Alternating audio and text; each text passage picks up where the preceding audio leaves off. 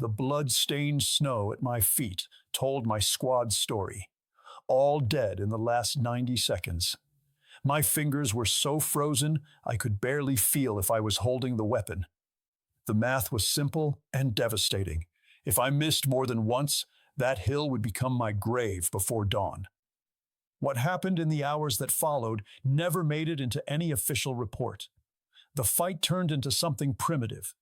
Men freezing, ammunition running out, and decisions made in seconds that determined who walked away breathing. Even now, more than 80 years later, I can still hear that strange silence that came just before each shot. My name is Walter Hayes. I'm 101 years old. During the war, I was a rifleman in the infantry on the European front. There's a specific reason why that battle nearly disappeared from history. It starts with a mistake that nobody should have made that night. It was December 1944. We were somewhere in the Ardennes, in Belgium, attached to the 99th Infantry Division. Most people remember the Bulge as a big picture thing. Patton, Bastogne, the maps moving on the newsreels. From where I was standing, it was none of that. It was trees, ice, and the feeling that the ground itself was trying to kill you before the Germans got the chance. We'd been moving for 3 days, almost without sleep. The cold was a different animal than anything I'd trained for back in Georgia. This wasn't uncomfortable cold. This was the kind of cold that gets inside your thinking. You make bad decisions. You stop trusting your own eyes. My squad had 7 men. Sergeant Roy Decker from Ohio, Tommy Bryant from Louisiana, who talked about food constantly, and we gave him hell for it. A kid named Pruitt, who was 19 years old and looked 16. And 3 others, Kowalski, Delaney, and a replacement who joined us 4 days earlier, whose last name I still remember, but whose face I can't pull up anymore, no matter how hard I try. That bothers me more than I can explain. The morning before it happened, Decker pulled me aside. He'd gotten word from the platoon runner that there was a German patrol working the tree line to our northeast. Intelligence said small, maybe 6-8 men. We were supposed to establish an observation post on a ridgeline about 1.5 miles ahead, and radio back whatever we saw. Just eyes, Decker said. We observe, we report, we come back. I nodded. 7 men on a ridgeline in December sounded like a terrible idea. But I'd stopped saying things like that out loud sometime around October. We moved out at 0300, no moon. The snow was packed hard enough that it didn't crunch much, which was the only thing working in our favor. Decker had us spread out in a file, maybe 10 yards between each man. Standard movement through potential contact zone. The ridgeline took about an hour to reach. We set up in a tree line, looking down a long slope that opened up into a clearing, maybe 200 yards across. On the far side of the clearing, more trees. A road we couldn't see, but could sometimes hear. Trucks maybe, distant. We waited. I want to tell you that military observation is tense and alert and cinematic. It's not. It's cold and boring, and your legs cramp, and you start counting your own heartbeats to stay awake.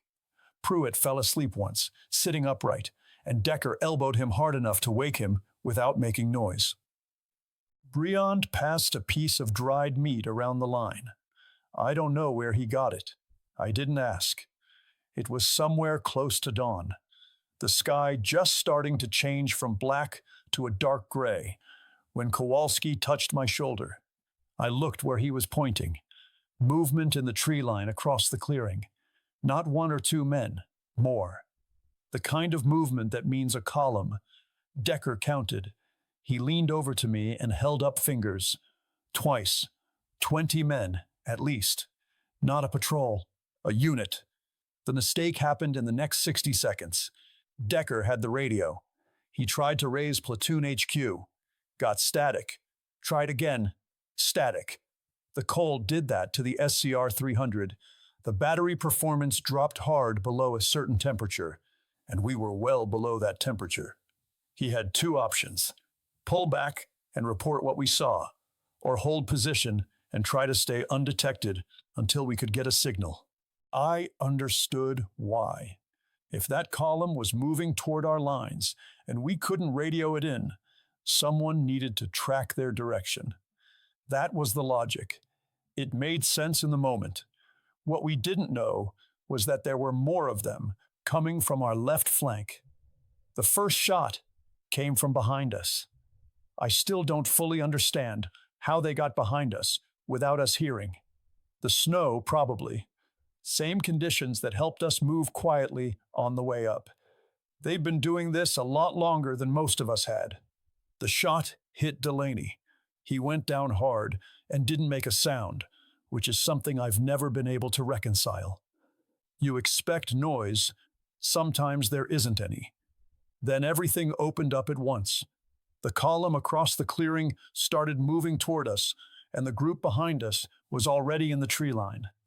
We were caught from two directions on a ridgeline with no cover behind us and a steep drop to our right. Decker yelled, "Break right," and we moved. The drop to the right was steep, maybe 40 degrees, and covered in snow over ice under that. 2 men went down just trying to descend it. The Germans from behind kept firing. Short bursts. They weren't panicking, they were working. Kowalski took a round in the leg about halfway down the slope. He kept moving.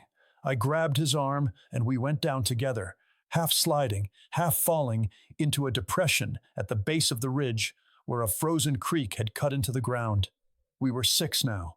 Delaney was up on the ridge. The depression gave us something to work with, maybe 3 feet of cover, the frozen creek bank, heavy brush on both sides. Decker got us organized in about 20 seconds. That was what Decker did. You could be on fire, and he'd get you organized. "Count your ammo," he said. Not loud, controlled. I had 2 full 8-round en-bloc clips for the Garand, plus about half a clip in the rifle. The Germans from the column were advancing across the clearing now. I could see them through the brush, spread wide, moving carefully, rifles up. The group from behind us had come down the ridge and were angling toward our position. Maybe 25 men total. 6 of us, 1 with a leg wound, in a frozen ditch. Decker looked at each of us. He didn't say anything for a moment. Then, "Make them think there's more of us." What he meant was fire discipline. Short bursts from different positions.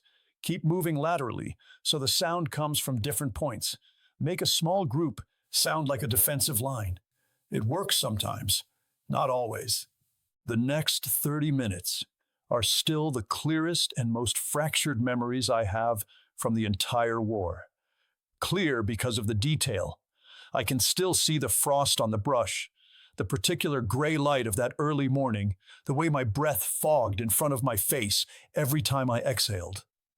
Fractured because the sequence is wrong. I can't put it in order anymore.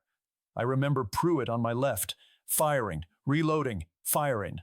I remember Briand yelling something in French, or it might have been English with a strong accent, and then going quiet. I remember a German soldier appearing at the edge of the brush, maybe 15 yards from me. Young, not moving fast. He was looking around, not straight at me. I fired once. I don't let myself think about that for long. Even now, the firing from the Germans slowed down. That usually meant one of 2 things. They were pulling back or they were repositioning for a final push. They came from the left side of the depression. 6 men, close together, moving fast. Decker took 2 of them. Kowalski, sitting up against the bank with his leg wrapped in his own field jacket, took another one. Then Decker's rifle jammed. M1 Garand in extreme cold. It happened. The cosmoline in the action thickened up. The mechanism didn't cycle cleanly. Decker was trying to work the action manually, and one of the Germans closed to about 8 yards. I was between them. I don't know exactly what I did in the next 3 seconds because I wasn't thinking. I know that I fired twice. I know that I moved. I know the German went down. I know that when I looked up, Decker was looking at me with an expression I'd never seen on his face before, and haven't seen since. He didn't say anything. He went back to working his rifle. After that, for a few minutes, it was quiet. Not completely quiet. There were sounds, men somewhere in the trees, moving. Someone calling out in German, not loud, like they were checking. Birds, the creek making small sounds under the ice. But no more firing. We stayed still for what felt like a long time. Decker held up a hand. Stay down. Stay quiet. We stayed down. We stayed quiet. The Germans pulled back. I don't know why. Maybe they thought the position was better defended than it was. Maybe they'd taken enough losses that the math stopped working for them. Maybe their orders didn't include getting pinned down in a frozen ditch all morning. They left. We stayed in that depression for another 2 hours before Decker decided it was clear enough to move. Getting back to the line took most of the day. Kowalski couldn't walk without help. Pruitt and I took turns. The cold made it worse. The wound had stiffened up, and every time we moved him, he made a sound that he was clearly trying not to make. We found Delaney on the way back up the ridge. I won't describe what we found in detail. I'll say that we didn't leave him there. It took time we didn't have, and nobody questioned it. We got back to the platoon position sometime in the afternoon. The radio man there looked at us for a long moment before he said anything. Decker, he said, we marked you as probable loss. Decker said, Kowalski needs a medic. That was it. No debrief that day. No official report that I ever saw. The platoon lieutenant, we were on our third lieutenant by December, wrote something up, I assume. But whatever he wrote, it didn't circulate. The engagement didn't make it into any report I was ever shown or ever heard referenced. There's a simple reason for that. What we'd done was outside our orders. We'd made contact when we were supposed to observe and extract. Delaney was dead. The engagement wasn't a success by any measurable standard. Paperwork has a way of reflecting what people want it to reflect. That's not a complaint. That's just how it works. Kowalski lost the leg below the knee. He got back to the States in February 1945, which meant he survived the war, which was more than a lot of men got. I heard from him twice after, a letter in 1947, another in 1952. Then nothing. I don't know when he died. I hope it was late and easy.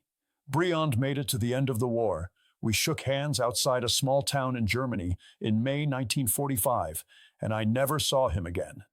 I spent about a year trying to track him down in the early 1950s. Pruitt, 19 years old. He didn't make it to spring. Another engagement, different sector. I wasn't there when it happened. One of the replacements told me about it. I don't know the specifics, and I never tried to learn them. Some details you decide not to carry. Decker rotated back to the States for a family emergency in January. Broken leg, completely separate situation. A truck rolled on ice.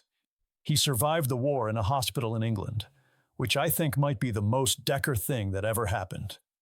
I came home in September 1945.